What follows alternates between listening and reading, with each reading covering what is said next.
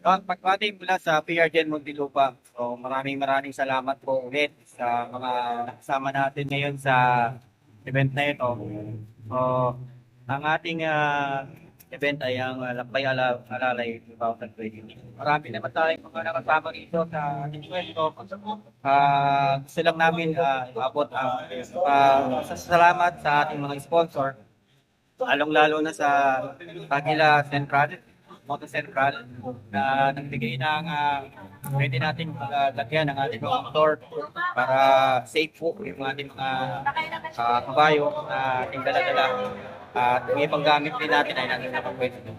So, maraming salamat din sa ating bigay ng pwesto dito sa Motor Star. So, dito tayo nagtayo ng ating ng tent, saka yung mga ating lamesa. So lahat ng ito ay hindi mayari, hindi tayo na pagbigyan ng ating kasama sa Motor Star. Matagal na tayo mga partner ito tuwing darating ang mga araw. Dito tayo mong peso, may Lakbay Alalay. So isa pa sa nais natin pasalamatan yung ating kasama na may nagpairam ng upuan sa atin, si Rick Gutierrez. Maraming salamat sa iyo. And maraming salamat din sa ating sponsor ng tent, lalong-lalo na sa ating ERT na si Landers. Siya rin ang nag-ayos ng ating ilaw. Kaya maliwanag po dito sa ating pwesto. Dalawang ilaw. So, maraming salamat po. Sa mga nagbigay din po ng pagkain, maraming salamat. Kape, ating mga pinamibigay sa mga naglalakad, nag-aarilangan, candies, mga biscuit. Maraming salamat po. Yan, isa-shoutout ko rin pala di Paring Len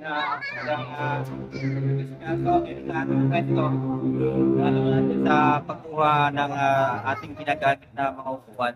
So, maraming salamat sa iyo, Paring Len. And gusto ko rin po ipapasalamat sa kanya yung paglilinis ng ating event para makaulit tayo sa darating na taon ulit na Lakbay Alalay. So maraming salamat. Again, this is Motobice.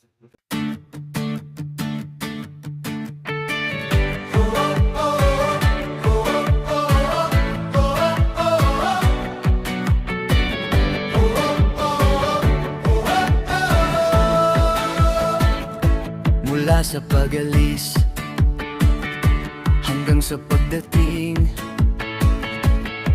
ika'y kasama sa bawat panalangin.